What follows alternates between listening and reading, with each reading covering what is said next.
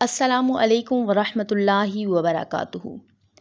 आज मैं आपको एक इस्तिखारा करने का इंतहाई आसान और मुजर्रब तरीका बता रही हूँ। इसके लिए आपको ना तो रात होने का इंतज़ार करना पड़ेगा और ना ही ख्वाब देखने की फ़िक्र होगी। बस चंद मिनट में आप जान लेंगे कि जो काम आप करने का इरादा रखते हैं वो आपके लिए कैसा रहेगा।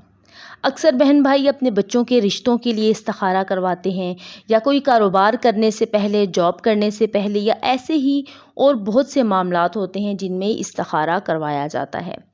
अब ये तरीका जो मैं आज आपको बताने वाली हूँ, इस तरीके से आप अपने घर पर ख़ुद ही इस्तिखारा कर सकते हैं और ये कुरानी इस्तिखारा है। इसका रिज़ल्ट, इसका नतीजा 100% होगा इंशाअल्लाह। इससे पहले कि मैं आपको बताऊं कि इस्तिखारा करने का तरीका क्या है, ये ज़रूर जान लें कि सही रिज़ल्ट के लिए मुकम्मल तरीके को अच्छी तरह से अदा करना है। इसके बाद रिज़ल्ट इंशाअल्लाह अल्लाह की मर्ज़ी के मुताबिक होगा। और वीडियो को कहीं से भी स्किप मत करें, क्योंकि इस वीडियो का एक एक लफ्ज़ इस्तिखारा के लिए इंतहाई अहम है। अब मैं आपको बताती हूँ कि इस्तिखारा करने का तरीका क्या है। इस्तिखारा शुरू करने से पहले आपका पाक साफ़ होना इंतहाई ज़रूरी है। अगर गुस्ल करके, खुशबू लगा के, साफ़ कपड़े पहन लें तो बहुत ही अच्छा है।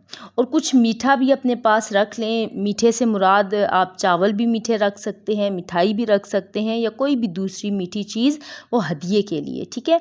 और एक जाए नमाज लें और किबला रुख रख लें। और इसके बाद एक बड़ा बर्तन लें जो कि पाक साफ़ हो, जैसा कि आटा गूंदने वाली परात होती है जिसमें हम आटा गूंदते हैं, इस तरह का कोई बर्तन लें और इसे पाक साफ़ पानी से भर लें और किबला रुख जाए नमाज के करीब आप उसको भी रख लें।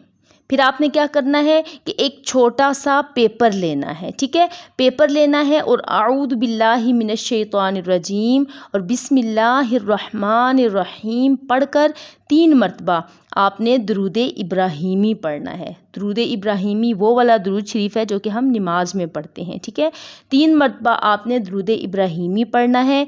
इसके बाद जो पेपर हमने लिया था, छोटा सा पेपर हो, और उसके ऊपर छोटा छोटा सा करके आपने लिखना है इहदीनस सिरातल मुस्तकीम। क्या लिखना है? इहदीनस सिरातल मुस्तकीम। सिर्फ इतना सा आपने लिखना है। और लिखने के बाद फिर से 3 मरतबा आपने दुरूद इब्राहीमी यानी नमाज वाला दुरूद शरीफ दोबारा से पढ़ना है। लेकिन ये ज़रूर ध्यान में रखें कि ये तमाम काम करते हुए, तमाम अमल सर अंजाम देते हुए आपका रुख किबला की तरफ हो।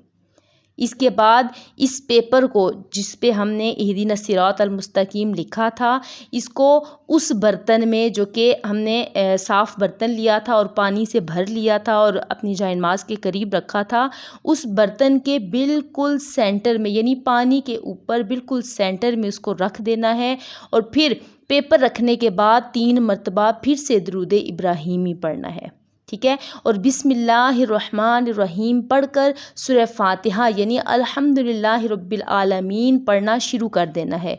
और ये मुकम्मल सूरह पढ़नी है। जब तक आप पढ़ सकते हैं इसको पढ़ते रहें। इसमें कोई कैद नहीं है कि आपने कितनी मरतबा सूरह फातिहा पढ़नी है। जब आप सूरह फातिहा पढ़ना मुकम्मल कर लें तो फिर 3 मरतबा दुरूद इब्राहीमी पढ़ें।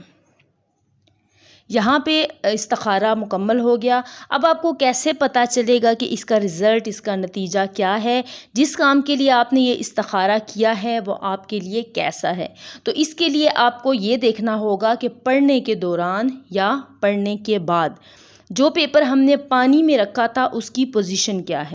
इसके लिए आपको 5 चीज़ों को जहन में रखना होगा। नंबर 1, अगर पेपर बिल्कुल सीधा जाता है तो समझ लें कि काम तो ठीक है, लेकिन उसमें थोड़ी मुशक्क़त होगी। नंबर 2, अगर पेपर किबला रुख जाए तो समझ लें कि काम ठीक है। नंबर 3, अगर पेपर दाईं तरफ को जाता है तो काम बहुत अच्छा है, वो काम आपको फ़ौरन कर लेना चाहिए। नंबर 4, अगर पेपर वापस अपनी तरफ ही आए, यानी आप जिस तरफ बैठे हैं उस तरफ वापस आए, तो भी काम ठीक है, यानी बहुत अच्छा नहीं है लेकिन ठीक है। नंबर 5, अगर पेपर बाईं तरफ को जाता है तो ये समझ लें कि ये काम आपके लिए बिल्कुल भी ठीक नहीं है। फ़ौरन उसको रोक देना चाहिए, बिल्कुल उससे बाज़ आ जाना चाहिए और वो काम नहीं करना चाहिए। यहाँ पे आपका इस्तिखारा मुकम्मल हो गया।